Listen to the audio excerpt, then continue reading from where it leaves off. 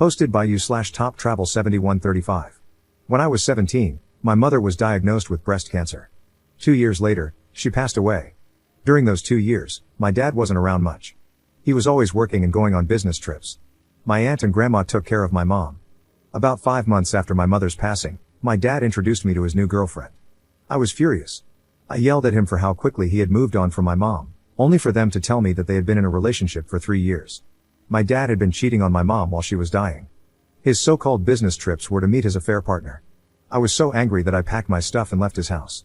I haven't spoken to him since that day. I'm now 25. The only family member I still talk to is the aunt who helped me when I left my dad's house.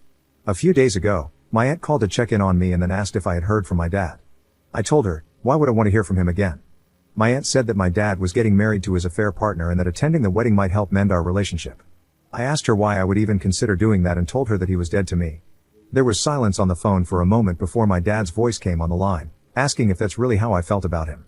I immediately hung up when I realized he was with my aunt during the call. I texted my aunt afterward, reminding her that I had asked her not to share any information about me with my dad, which she had agreed to. She texted back, calling me a jerk for what I said and claiming that my dad was crushed to hear it, adding that I should have moved on by now. Not wanting to argue with someone who had once helped me, I blocked her. Over the next 2 days, I received a wedding invitation in the mail. The only person in my family who knew my address was my aunt. She also gave my number to various family members, and I started getting bombarded with calls and texts from my dad, uncles, cousins, and other aunts, all saying I should give him a chance and attend the wedding. Some even called me names for what I said to him. The affair partner also texted me, saying that my dad was considering postponing the wedding and urging me to just talk to him. For context, the affair partner had been a friend of my mom's and knew she had cancer. I responded that it wasn't my fault if he postponed the wedding and reiterated that I didn't want a relationship with either of them. They are trying to force it on me.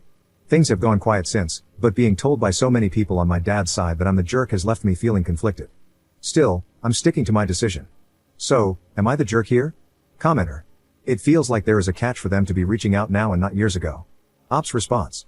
Actually, I thought about this too, and I think you may be right because I received some texts like, it's a son's duty to take care of his father, and, your future kids would want their grandfather in their lives.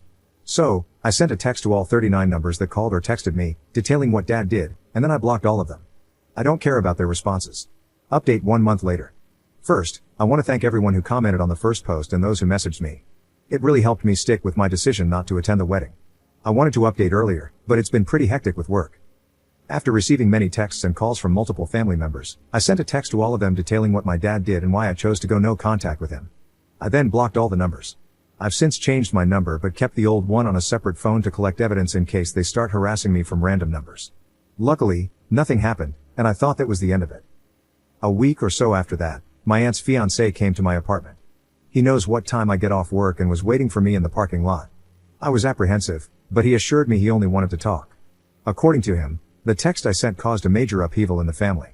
He told me that some of the cousins who didn't know what had happened in the past started questioning my dad and his affair partner. They became defensive and denied it, but someone revealed that it was true.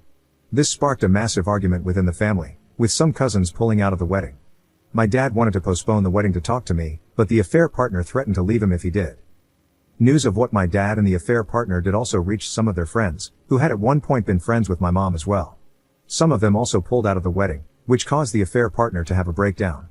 She started banning anyone, family members included, who brought it up from attending the wedding. According to my aunt's fiancé, she is blaming all of this on me, claiming I did it intentionally. I laughed at that. Somehow, the wedding is still happening. I asked him about my aunt and how all of this started, and he said all he knows is that there was a conversation about how bad the family would look if I wasn't at the wedding, and my aunt offered to call me. He said he disagreed with her decision, but she did it anyway. He told me he was only there because he felt I needed to know what had happened. I thanked him but told him I would be going completely no contact with her and, by extension, with him as well. He agreed, wished me well, and left. I won't lie and say I'm completely okay. I miss my aunt. I miss my mom. But I know what I did was the right thing. I'm currently staying with my girlfriend, and she has been cheering me up by coming up with absurd ways to ruin the wedding. As many of you suggested, I should try therapy, and I'm going to take that advice. Some of the comments made me realize that I've bottled up a lot of grief and anger. I'm super nervous about it, but I also feel it'll be good for me. So, once again, thank you for all your comments and advice. Ciao. Commenter. Honestly, I want to know what some of these ideas are. One last nail in the coffin would be satisfying. Ops response. The very first idea she came up with was, let's go to the landfill and catch some rats, then let's release them at the wedding. It got progressively worse from there. Obviously, this is just for fun, and I have no intention of going anywhere near that wedding. But reading some of the ideas here is giving me a good laugh. Second update 1 year later. I don't know if I'm doing this right, but I logged in today and saw a lot of messages asking me what happened and how I'm doing. I wasn't sure if I should write this or if anyone would even see it because I don't know if I'm doing it right, but here it goes. For everyone asking what happened at the wedding, I don't know much. All I know is that they got married. No one from that family has contacted me since then, and I haven't gone asking around either. I am at peace with it. As for me, things are different now. First, I want to thank everyone who reached out and asked how I've been holding up. Your kindness means more than I can put into words. I'm getting better, slowly, though the journey hasn't been easy. A lot has changed since my last update. I'm single now and have moved to a new city. My ex, who I'll call Mia, and I separated about 4 months after my last post. We celebrated 2 years together in March and talked about our future. But I was a mess. Therapy started well, but I quickly realized just how many unresolved issues I had bottled up from losing my mom. I was struggling emotionally, crying at random, worrying about some messed up thoughts that I might somehow turn into my dad, and spiraling with fears I couldn't control. Mia had dreams of marriage and kids, and I knew I wasn't in the right place to give her the future she deserved. It would have been very selfish of me to ask her to stay until I got better. We had a long, honest talk, lots of tears, and ultimately decided to part ways. It wasn't easy, but it was the best decision for both of us. Mia and I still cared for each other deeply, and she, along with my friends, checked on me every day after the breakup. I wasn't left to face things alone, and for that, I'm so grateful. In July, I was offered the chance to move to the head office of my company in another city. After discussing it with my therapist, I decided it would be a good opportunity to change my surroundings and start fresh. In September, I made the move. My best friend used 25 days of his 30-day holiday to help me pack, move, and settle in. I can't overstate how much that meant to me. I have incredible friends.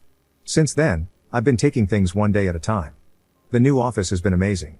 Everyone was so welcoming, which was a big relief since I'd been anxious about starting over somewhere new. I now attend online therapy sessions twice a week and grief counseling in person here.